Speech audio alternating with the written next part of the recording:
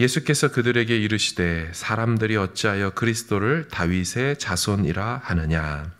시편에 다윗이 친히 말하였을 때 주께서 내 주께 이르시되 내가 내 원수를 내 발등상으로 삼을 때까지 내 우편에 앉았으라 하셨도다 하였느니라. 그의 자손이 되겠느냐 하시니라.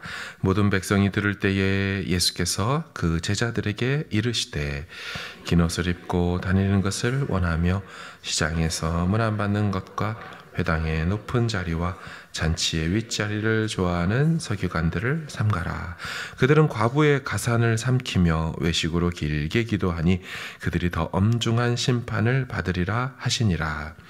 예수께서 눈을 들어 부자들이 헌금함에 헌금 넣는 것을 보시고 또 어떤 가난한 과부가 2렙돈 넣는 것을 보시고 이르시되 내가 참으로 너희에게 말하노니 가난한 과부가 다른 모든 사람보다 많이 넣었도다. 함께 읽습니다. 저들은 그 풍족한 중에서 헌금을 넣었거니와 이 과부는 그 가난한 중에서 자기가 가지고 있는 생활비 전부를 넣었느니라 하시니라. 아멘. 오늘 본문은 좀 차근히 보아야 의미를 알 수 있습니다. 41절에 예수께서 그들에게 이르시되 사람들이 어찌하여 그리스도를 다윗의 자손이라 하느냐. 어찌하여 그리스도를 다윗의 자손이라 하느냐, 이 말은 왜 그렇게 하느냐, 하지 말아야 되는데 왜 하느냐, 이런 뜻이 아니고 어떻게 해서라는 뜻입니다. 문제 제기하는 내용이죠. 그러니까 그리스도는 어떻게 해서 다윗의 자손이 되었는가, 이것을 질문하는 겁니다. 그러니까 그리스도는 다윗의 자손이 아니다, 이 얘기를 하고 싶은 게 아니고 그리스도 곧 다윗의 자손이라는 이 등식이 어떻게 성립하게 되었는지를 아느냐라고 물으신 거죠. 여러분, 그리스도 다윗의 자손이 맞습니까? 맞죠. 성경은 예수 그리스도를 분명히 다윗의 자손이라고 말하고 어린아이들도 또 어른들도 예수 그리스도를 다윗의 자손이라고 불렀습니다. 이 칭호에 대해서 예수님이 거절한 적이 없습니다. 그리스도는 다윗의 자손이에요. 그러나 동시에 오늘 본문은 다윗의 자손이면서도 다윗의 주가 되신다를 알려주려고 하는 겁니다. 44절에 그런즉 다윗이 그리스도를 주라 칭하였으니, 그러니까 그리스도는 다윗의 자손이면서도 다윗의 주가 되신다, 그걸 얘기하려고 합니다. 근데 당시 사람들은 그리스도를 어떻게로만 알고 있었느냐면 그리스도는 다윗의 자손만 된다라고 생각했다는 겁니다. 그럼 그리스도가 다윗의 자손이다라는 것만 알고 있으면 문제가 될까요? 유대인들에게 다윗의 자손이라는 명칭은 정치적 의미를 갖습니다. 사무엘하 7장의 다윗 언약에 보면 내 나라가 영원히 견고할 것이고 내 나라가 영구할 것이다, 왕권의 회복을 얘기하고 있죠. 지금 유대인들 입장에서는 나라를 빼앗긴 상황이기 때문에 그리스도가 오시면 다윗의 자손으로 곧 왕으로서 이 빼앗긴 나라를 회복시켜 주겠다, 이렇게만 고대하고 있었던 겁니다. 근데 예수님은 지금 그리스도는 다윗의 주도 되신다고 알려주고 있습니다. 그러니까 유대인들을 향하여 그리스도를 정치적으로만 이해해서 그리스도여 우리를 해방시켜라, 이렇게 생각할 것이 아니라 먼저 그분을 우리의 주로, 너희들의 주로 인정해야 한다라는 것입니다. 예수님은 이것을 그들에게 깨닫게 하시려는 것이었습니다. 그리스도는 너희들의 주이시면서 너희들의 해방자가 되는 것이다. 그러니 우리 원함을 들어주는 분으로만 이해할 것이 아니라 우리의 주가 되심을 먼저 인정하고 그 전제 아래에서 우리의 구원자도 되신다고 그렇게 그리스도를 바라봐야 할 것이다 라고 얘기한 거죠. 바로 이 순서와 내용을 이해하고 인정해야 한다며 말씀을 하는 겁니다. 자, 그런 다음 본문은 서기관과 한 무명의 과부를 연이어 보여줍니다.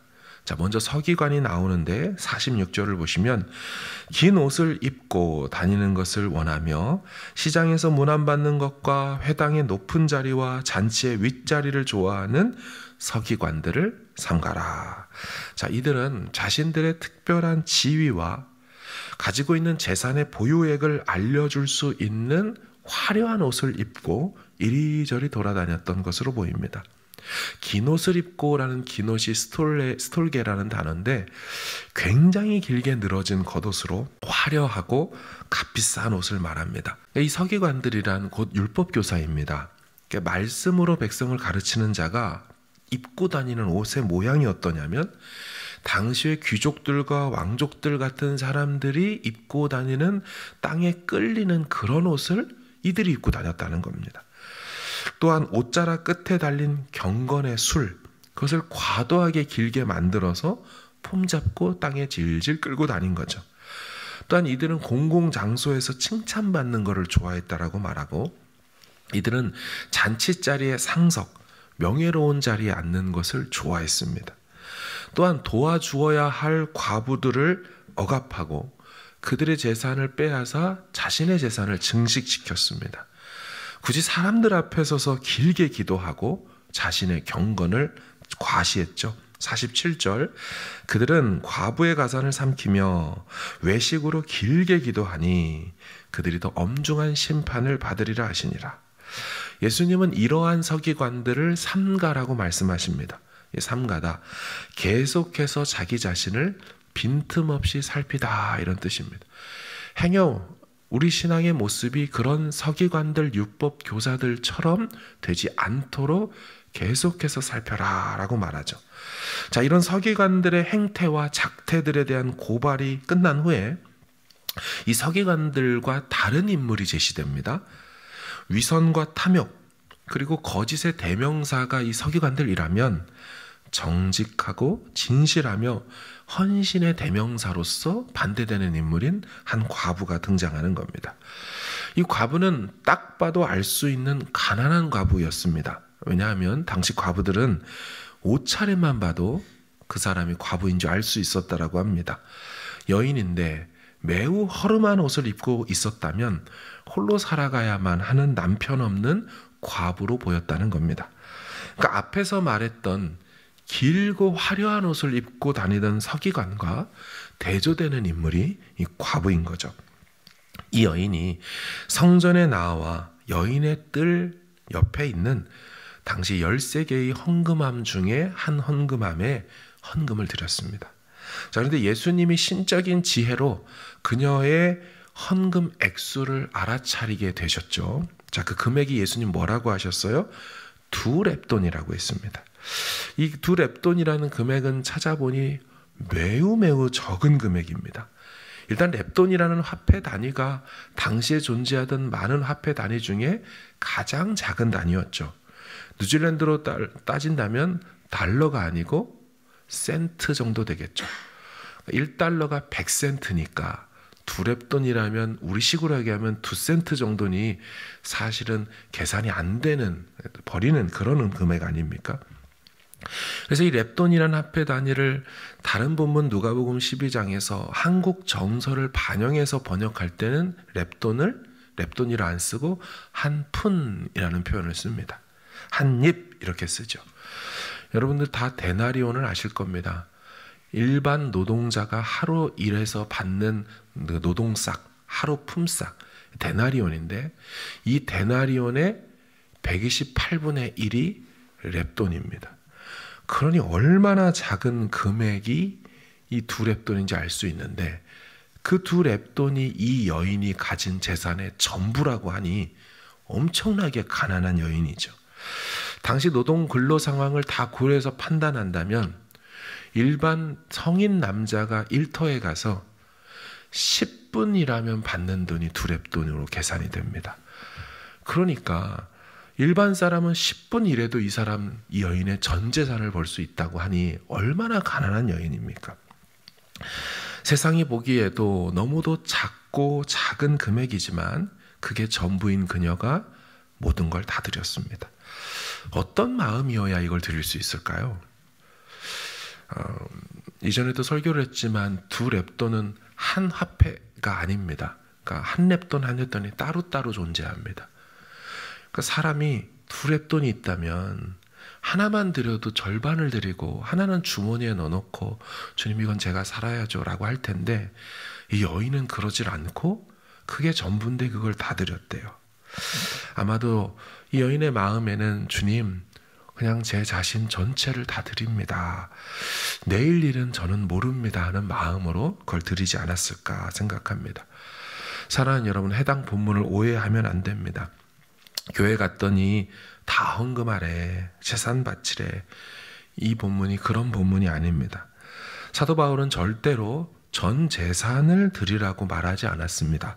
고린도전서 16장에 보면 매주 첫날에, 주 첫날이니까 안식일 다음 날이 우리 주일입니다. 너희 각 사람이 수입을 따라 모아두어, 수입을 따라 모아두어 내가 갈 때 연보 오퍼링을 하지 않게 해라, 헌금하지 않게 해라. 수입을 따라 모으라고 했지, 자원함으로 형편에 따라 드리라 그랬지 무조건 다 바치라고 말한 적이 없어요. 그러니까 오늘 본문의 내용을 사이비 종교처럼 그렇게 이해하면 아니 되죠. 오늘 본문 속 과부는 위선적으로 살아가는 서기관과 지금 대비해서 나온 인물로요. 과부의 두 랩돈 드림은 전적인 헌신을 말하는 겁니다. 전적인 믿음을 말하고 있는 거죠. 정말 하나님을 주로 인정하며 살아가는 한 모습으로, 한 모델로서 등장하고 있는 겁니다. 그러니까 서기관들은 하나님께 완전히 삶을 드린 사람처럼 보였겠죠. 율법교사, 말씀교사. 하지만 주님이 볼 때 실제로는 그러지 않았다는 겁니다.